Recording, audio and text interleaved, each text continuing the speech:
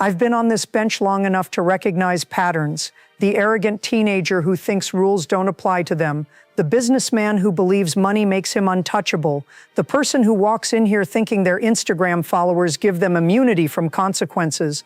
But when Skylar Monroe walked into my courtroom at 9:14 a.m., 14 minutes late, phone in hand, filming herself, I knew this wasn't just another entitled defendant. This was going to be a lesson. The courtroom doors opened and Skylar Monroe entered like she was walking onto a red carpet, designer jeans, crop top, sunglasses perched on her head despite being indoors. And that phone, rose gold rhinestone case, held at perfect selfie angle. She was filming in my courtroom. I let her get 3 steps in. Bailiff. Bird moved toward her. Ma'am, you need to put the phone away. Skylar looked up, smiled that particular influencer smile. Camera ready, perfectly practiced. Oh, sorry, just getting some B-roll for my followers. They're obsessed with court aesthetics right now. She kept filming. Ma'am, I'm not asking. Put it away or I'll take it. She rolled her eyes, actually rolled her eyes at Bird. Then she lowered the phone and dropped it in her designer bag with a sigh that said this whole experience was beneath her.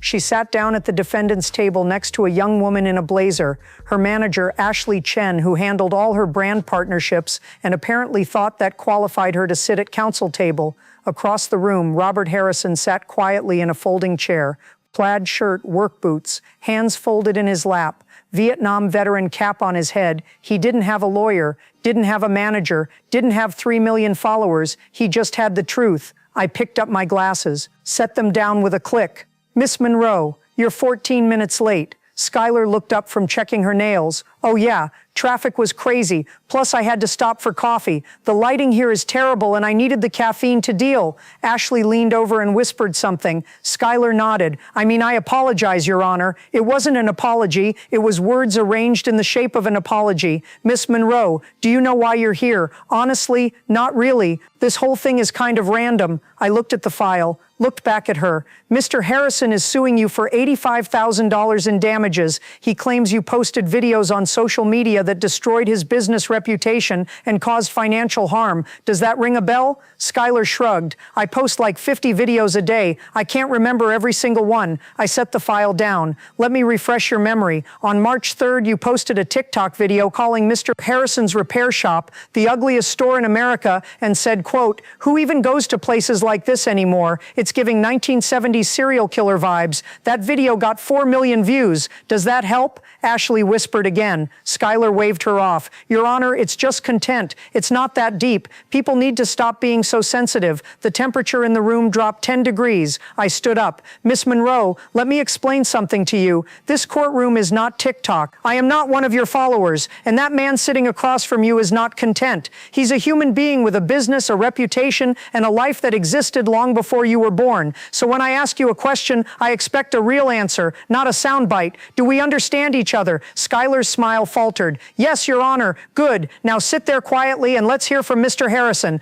Bobby stood up slowly. He walked to the witness area like a man who'd been carrying weight his whole life and was used to it. Mr. Harrison, please tell the court what happened. Bobby cleared his throat. Your Honor, I've owned Harrison's repair shop for 32 years. It's on Main Street, same building my father rented in 1968. I fix appliances, lawnmowers, small engines, things people need fixed but can't afford to replace. His voice was steady, the voice of someone who doesn't need to be loud to be heard. Most of my customers are elderly, fixed income, Social Security. They bring me their refrigerators, their washing machines. I charge fair prices. Sometimes I don't charge at all if I know they're struggling. He pulled out a worn notebook. I keep records, who I helped, what I fixed. March 2nd, I had 43 customers that month, regular customers, people who've been coming to me for years. He looked at Skylar. March 3rd, this young lady walked past my shop. She stood outside filming, laughing, pointing at the building. I thought maybe she was a student doing a project. Then she posted the video. Bobby's jaw tightened. She called my shop ugly, said it looked like where serial killers live, made jokes about how old and irrelevant places like mine are. Her followers started commenting. They posted my address, started leaving fake negative reviews online saying I was creepy, dangerous, that parents shouldn't bring their kids near my shop. He set down the notebook. April, I had 14 customers. May, I had 7. This month, I've had 2. I'm 60 68 years old. I can't retire. I lost my wife 2 years ago, and the medical bills cleaned out our savings. This shop is all I have, and this girl destroyed it because she thought it would be funny. The courtroom was silent. Skylar was scrolling through her phone under the table. I saw it. Bird saw it. Bobby saw it. Bailiff, take Ms. Monroe's phone, now. Skylar's head snapped up. What? Why? Because you're in my courtroom and you're on your phone while a veteran is testifying about how you destroyed his livelihood. Give it to the bailiff or I hold you in contempt. Your Honor, I need my phone for work. You don't have work right now. You have a lawsuit. Phone, now. Ashley grabbed Skylar's arm, whispered frantically. Skylar handed over the phone like I'd asked for her kidney. I looked at Bobby. Mr. Harrison, do you have evidence of these damages? Bobby pulled out printed bank statements, receipts, before and after comparisons. March income $6,200, May $890, this month so far $340. He slid them across. I've had to let go of my part-time helper. I'm 3 months behind on rent. My landlord gave me until the end of next month or I'm evicted. I reviewed the documents. Everything was organized, dated, genuine. Then I looked at Skylar. Miss Monroe, is any of this untrue? Ashley stood up. Your Honor, my client. I held up one hand. I didn't ask you. I asked Miss Monroe, does she speak English? Yes, Your Honor. Then let her speak. Skylar stood, smoothed her hair. Your Honor, I didn't force anyone to stop going to his shop. I just shared my opinion. Freedom of speech, right? Wrong answer. Miss Monroe, freedom of speech means the government can't arrest you for expressing opinions. It doesn't mean you get to destroy someone's business without consequences. Do you understand the difference? I mean, I guess, but like, I didn't even say anything that bad. I just said the shop was ugly. It is ugly. Look at it. She pulled out her own phone printout, a screenshot of Bobby's shop, old brick building, hand-painted sign, window display with tools and a faded American flag. This is what I'm talking about. It's literally from the 1970s. No aesthetic, no branding, no social media presence. Places like this die because they don't adapt. Bobby's hands gripped the table. I took off my glasses, cleaned them slowly. Miss Monroe, do you see that flag in Mr. Harrison's window? Yeah, it's all faded. And that flag was given to Mr. Harrison when he came home from Vietnam in 19... Do you know what he was doing at 19? Silence. He was carrying wounded soldiers through rice paddies while people shot at him. He was writing letters home to his mother, wondering if he'd ever see her again. He was earning a Purple Heart and 2 Bronze Stars for valor. I put my glasses back on. What were you doing at 19, Miss Monroe? Skylar shifted uncomfortably. I was building my brand. Your brand. How many followers did you have at 19? Like 200,000. And how many people have you saved? Silence. How many children have you pulled from burning buildings? More silence. How many lives have you put on the line for someone else? Skylar's face was red. That's not fair. We do different things. You're absolutely right. You do different things. Mr. Harrison spent his youth serving his country. Then he spent 32 years as a firefighter saving lives. Then he opened a shop to help his community. What exactly have you contributed to society besides making fun of people on the internet?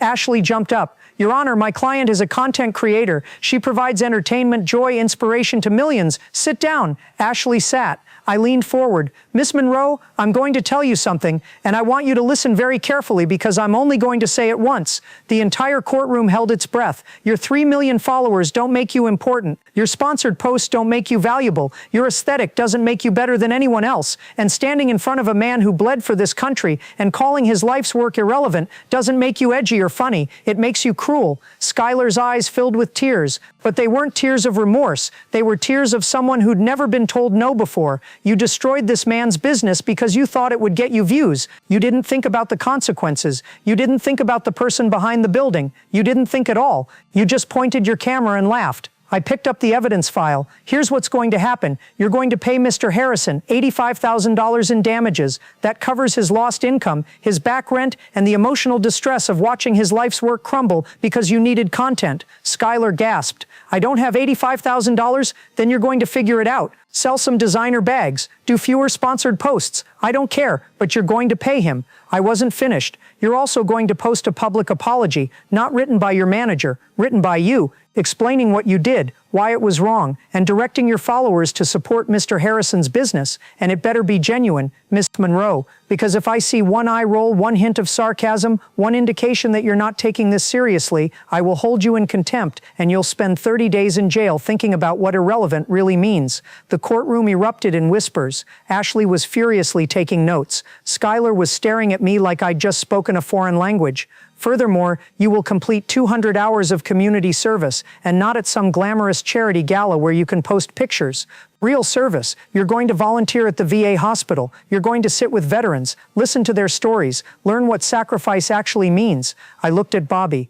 Mr. Harrison, is there anything you'd like to say? Bobby stood slowly. He looked at Skylar for a long moment. You called me old and irrelevant. His voice was quiet, but it carried. I'm 68 years old. I've been shot at. I've carried dead friends. I've run into buildings while they were on fire. I've buried my wife. I've survived things you can't imagine. He took a step forward. And you're right, I am old, but I'm not irrelevant. None of us are. Not the elderly woman who brings me her radio to fix because it's the only thing she has that plays her husband's favorite music. Not the single dad who needs his lawnmower working because he can't afford a landscaping service. Not the veteran who comes in just to talk because he's lonely. Bobby's voice didn't rise. It didn't need to. You think my shop is ugly? That's fine. You're entitled to your opinion, but when you tell 3 million people that I'm creepy, that I'm dangerous, that parents shouldn't bring their kids near me, you didn't just criticize my building, you tried to destroy my character, and my character is the only thing I have left that's worth anything. Skylar was crying now, real tears this time. Mr. Harrison, I didn't mean. Yes, you did. You meant every word. But here's what you didn't mean to do. You didn't mean to face consequences. You didn't mean to sit in a courtroom and explain yourself. You didn't mean to pay $85,000. You thought you were untouchable. He looked at Judge Judy. Your Honor, I don't want to destroy this girl's life. I just want her to understand that her actions have consequences, that behind every ugly building is a person, behind every irrelevant old man is a lifetime of experiences she'll never understand. I nodded slowly. Mr. Harrison, you're a better person than most people I see in this courtroom, including me. I looked at Skylar. Miss Monroe, you just got a gift. Mr. Harrison could have asked for more. He could have demanded you delete your account. He could have pushed for criminal harassment charges. Instead, he's giving you a chance to learn, to grow, to become someone who contributes instead of just consumes. I picked up my gavel. Don't waste it. The gavel came down. Case closed. As Bird escorted Skylar and Ashley out, Bobby Harrison gathered his papers slowly.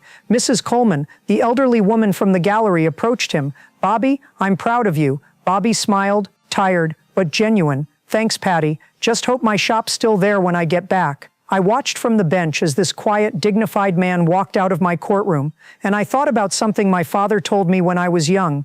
Real strength isn't loud. It doesn't need an audience. It just shows up every day and does what's right. Bobby Harrison showed up. For 50 years he showed up, and today justice showed up for him.